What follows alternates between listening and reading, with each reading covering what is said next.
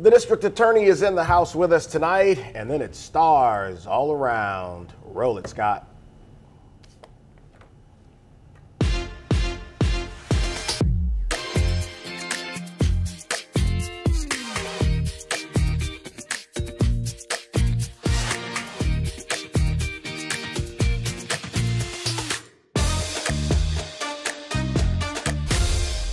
Would you believe it if I told you we're actually down in the city of Baton Rouge in homicides this year versus last year? I know it doesn't always feel that way, but the numbers are down, but it's still pretty alarming. Our district attorney, Hiller Moore, is here with us on the show again to talk about where we are as we move into, can you believe it, the end of June already?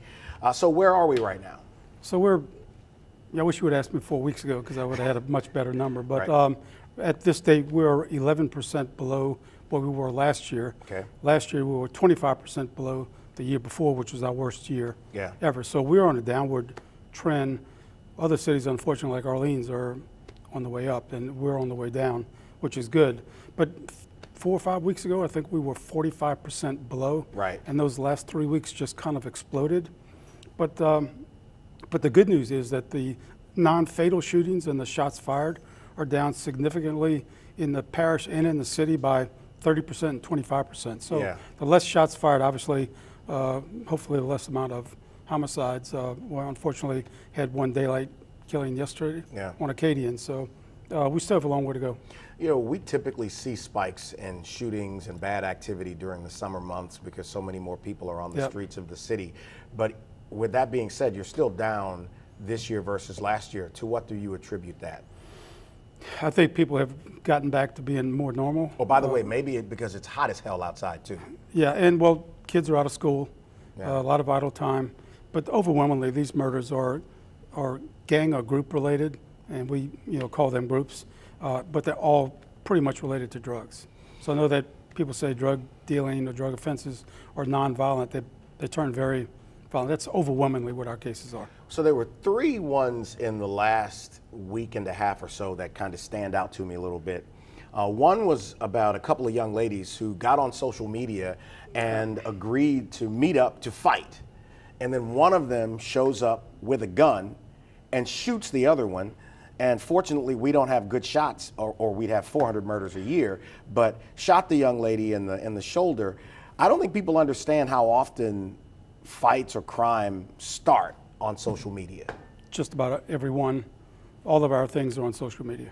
And people seem, it doesn't make much sense that to get notoriety, they have to publish what they're doing and tell you in advance what I'm going to do. Then they do it, then they publish it later.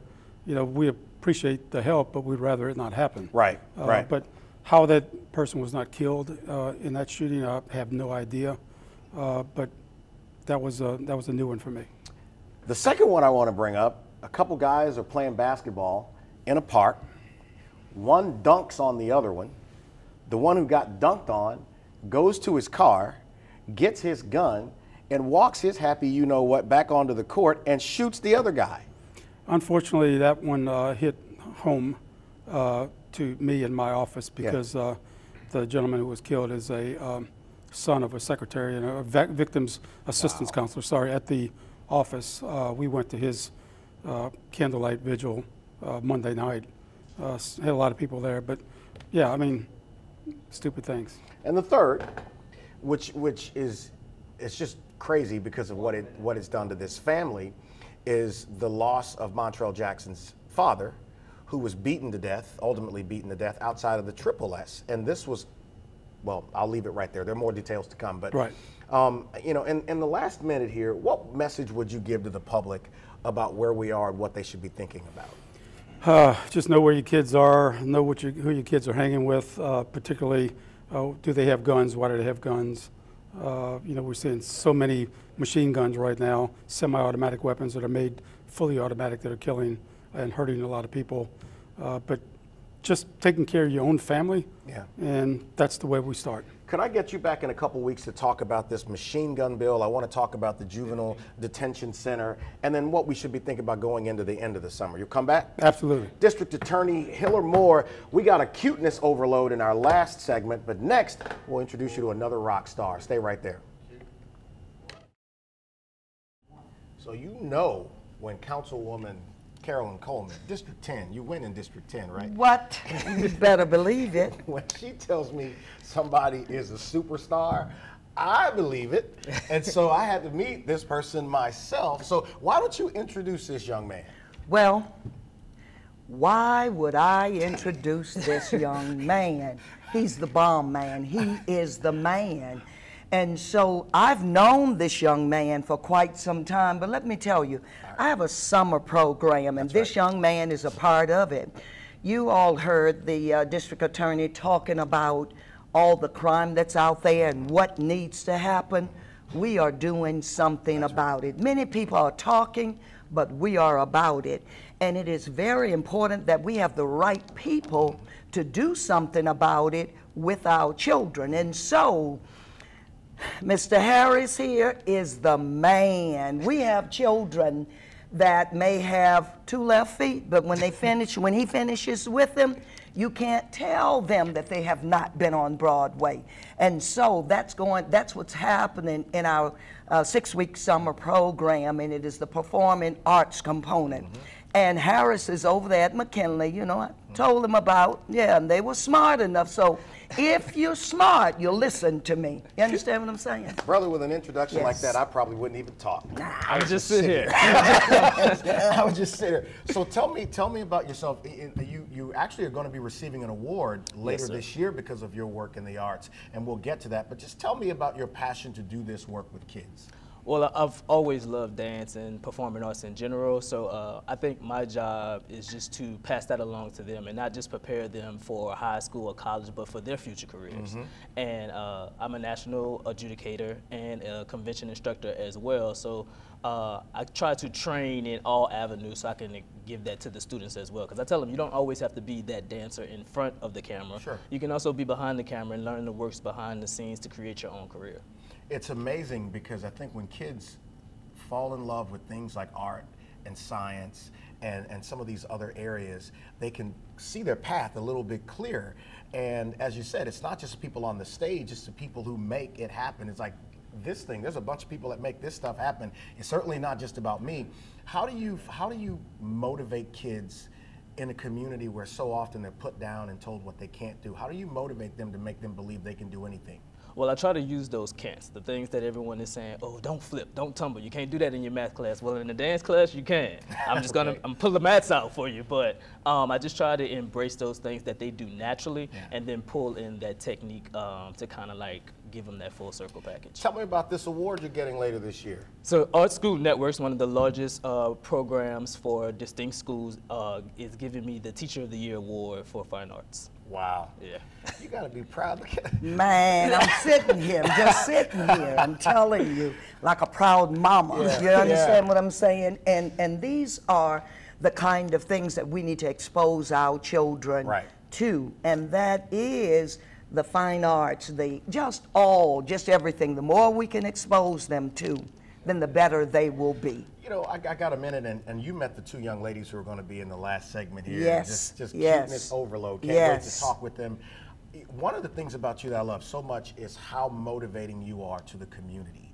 And really, I never hear you talk about the negative. You're always pushing people towards the positive. If you had to give encouragement to people right now who may be a little bit down on where we are because of some of what District Attorney Moore talked about, what would you say? Well, I'd say who you hanging with, what you're doing every day, what are you talking about, what are you saying? And that's something that you would ask me that this morning, because before coming here, I thought about a young lady who told me yesterday she was down, and I'm gonna reach back out to her.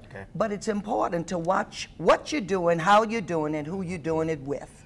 Councilwoman Carolyn Coleman winning in District 10. Joffrey Harris, man, appreciate you. Anytime you want to come back here, you're welcome. Bring some students with you. Yes, sir. Back in just a second. We'll keep that energy about impacting young people going with Justin Lewis with Volunteers in Public Schools and the new principal at Capitol High School. You can tell by the tie, Capitol colors. And I'll start with Justin. Man, your organization was founded in 1981. Yes, sir. And it is a nonprofit that supports schools, supports academic excellence for kids across East Baton Rouge Parish. But outside of that, if people don't know about VIPS, tell us what y'all do. Yeah, so we have two major programs, which is Everybody Reads and Everyone Counts. And this is our tutoring program where we train our volunteers to do one-on-one training, one-on-one tutoring for students that are underperforming, in reading and in math. In addition to that is our Partners Education program. Now, this is where we work with businesses, organizations, faith institutions to utilize their time, talent, and resources to help support our public schools. Well, you're over community engagement and volunteerism, right? Yes, sir. So are you having difficulty, or is it not that hard to get people to volunteer to be in the schools? It's a combination of both, as strange as that sounds. We have a lot of businesses and organizations and people that want to get involved, they just don't know how to. Okay. And a lot of times that will stop them from actually reaching out or doing things for the schools. That's why VIPS exists. We work with you to find ways to utilize your talent, utilize your expertise, and become that bridge to get you inside the school. What's the biggest need the school system has now? It's resources. Our teachers and administration, they do so much sometimes with limited resources. The resources, however, is out there in the community. Let's talk a little about one of the schools in particular. Principal Fontenot is over there at Capitol right now. Started only a few weeks ago, right? Yes, sir. So, man, you've been in education a little while. In fact, Chris Lyles mentioned you. It's a rock star, got to meet you, get on the show. And then when I saw you, it's like, oh, we've met each other before because you were at Woodlawn before. How many schools in the parish have you worked at? Was that just Woodlawn? In the parish, I've worked at Woodlawn Middle, I worked at Woodlawn High School, Yeah. and then I had the pleasure of opening up the alternative school for middle school students when I first got into administration. What's the biggest thing you want to accomplish at Capitol? I want to build upon what's already started there, and then the legacy that's been there, the traditions that's been there, and really see it through. The programming that was started, and I want our kids to be proud of our school. I want the alumni to put their chests out at what we accomplished. Right. And ultimately, we want to impact the city with some of the brightest kids that's going to come out. I love that. And, you know, it's not lost on me. As an African-American male, you have a dual responsibility in the school with your interaction with the kids, Absolutely. because the number of them that don't have relationships with those positive role models, you're going to encapsulate that for a lot of those kids. Is that on your mind as well, the example you're setting when you're interacting with your kids? It's on our mind every day. Okay. When our kids walk through, we do our morning announcements every morning. We tell our kids we love them every morning. We tell them positive affirmations every morning because unfortunately, sometimes they don't hear it at home, right?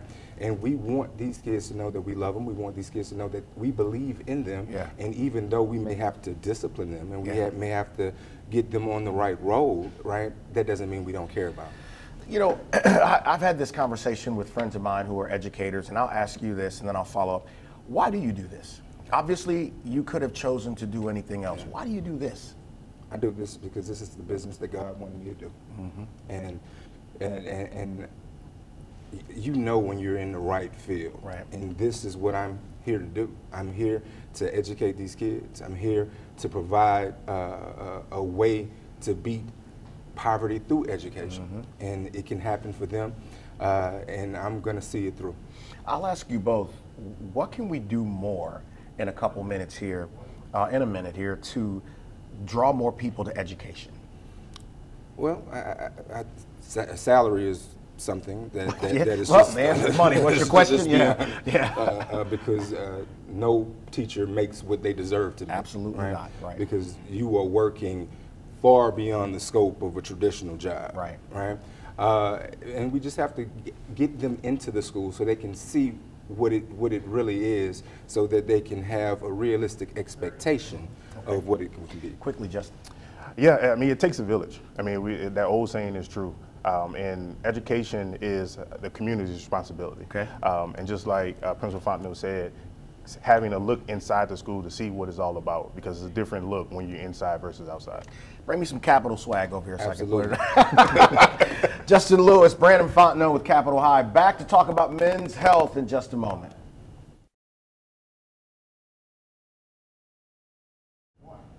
Check this out, an event taking place next week here in Baton Rouge, Men to Health, Real Men Go to Therapy. A great event that I couldn't wait to tell you about. Dr. Christy Ricard is here with us on set to talk about this. This is your event that's going to take place next week. Tell me a little bit about it. This is to reduce the stigma around men in therapy. Okay. I believe that our society has socialized men to suppress their emotions, and they are not really comfortable being vulnerable.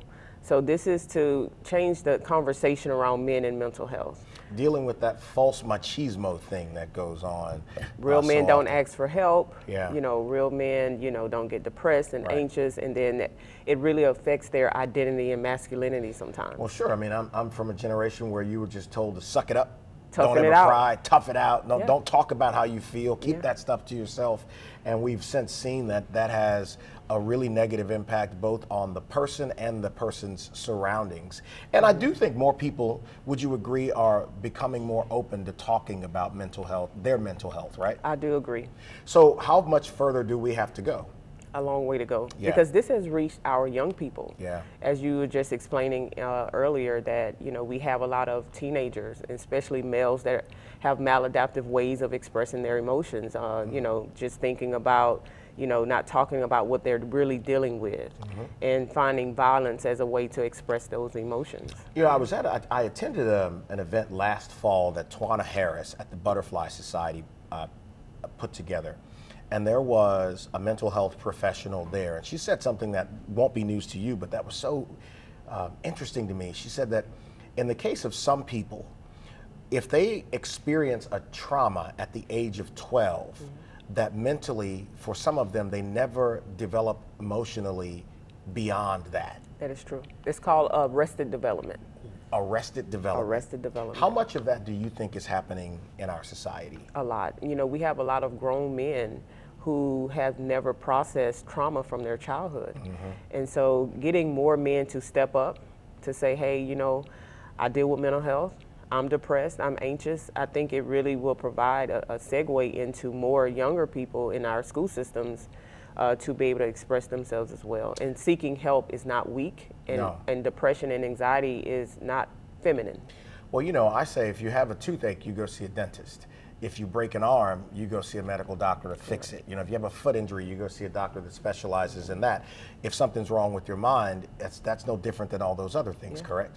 So tell me here in the last minute or so about the event. Let's pop that graphic back up there if we can, Scott, about what that event is, what's going to take place on the 27th at your event. On the 27th, we're going to have these guys come in. They're going to get a little fitness exercise by Mr. Jerome Ventress, a trained therapist, a fitness therapist, and then they're going to see me. We're going to talk about some healthy ways of identifying their emotions, how to communicate their emotions, also how to improve their relationships, and how to identify their traumas as well. So we're going to be doing a lot of processing. The men will be able to build community around each other, and then this is going to be ongoing. So this is just one of many. So Dr. Ricard, if people want to learn more about this event or you, what could they do? Follow me on social media. All right, and your handle is? Christiane Ricard, our Renewed Mind Counselor, on Facebook and Instagram.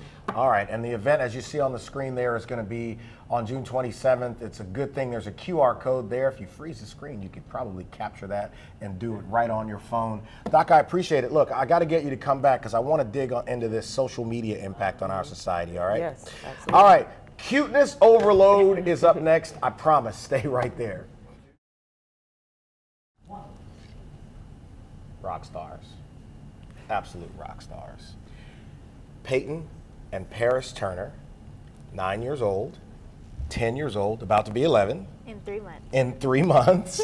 And Peyton stars as Nia in the second season of Abbott Elementary on ABC. And again, I mean, you could just sit here and look at these young ladies, and so actresses and the whole thing, little sister, big sister. Let's talk about being in the show Abbott Elementary. How is that? Well, when I first started, I was really nervous because I didn't know anybody there.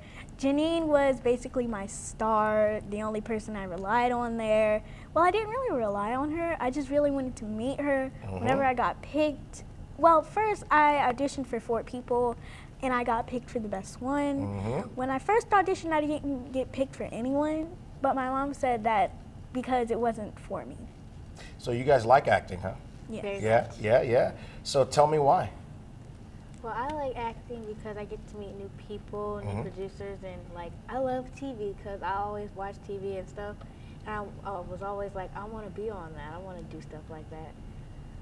So you guys, I mean, y'all seem like you guys are very close. Sisters, yeah. What's the most exciting thing about doing television? The most exciting thing is when you get to meet new people, like your stars. The show that I mostly want to be on is That Girl Lele, because that is her star. All right.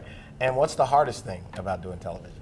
The hardest thing is like memorizing the script when it's brand new, because it takes a lot of time to memorize it in your brain. How long does it take? Well, whenever I do long scripts, it just takes me about an hour, and then I have it down. To memorize the script in an hour? Yes. I mean, it takes Scott about 3 days to get the script. so, all right. So tell us something exciting. Tell us something exciting about your experience acting. Paris, you go first. Well, something exciting about my experience is that I get to like get on different TV shows that I watch and that I know of, and I also get to meet my influencers. Yeah. Who are your influencers? From Abbott Elementary, it's Melissa because she's so funny, and then she always has a guy for everything. What about you, Peyton? Who are your influencers? Janine Yeah. and her Miss Melissa. I like Janine because I like how she basically always gets teased for how short she is. And every time she tries to help someone, she always gets in trouble. She's trying to see the good in people, stuff like that. What about schoolwork? When do you guys get schoolwork in? Well, we're virtual, so it's not really that hard. They allow us to leave school and only whenever we promise to finish the work, do it correctly, make sure you turn it in on time. What's your favorite class? Favorite subject? Science. Science? My favorite subject is math and art. Math, art, and science. So whether you guys do acting, you're going to do something else. So y'all are too young to be thinking way down the line about college or anything like that. But what are your goals? I got less than a minute. What's your goal? My goal is to become an actor, a singer, and a ballerina. My goal is to become the youngest actor, the richest youngest actor in the whole world. The richest, youngest actress in the whole world. That's what I'm talking about. Thank y'all, ladies. Peyton and Paris Turner, 9-year-old, 10-year-old, about to be 11 in 3 months. All right. Next week, we get you ready for Independence Day weekend. We might even have some barbecue in here. Y'all want to come back and have some barbecue? Yes. Might even have some barbecue in here. Y'all have a great weekend and stay safe. No, Mel, you can't have barbecue.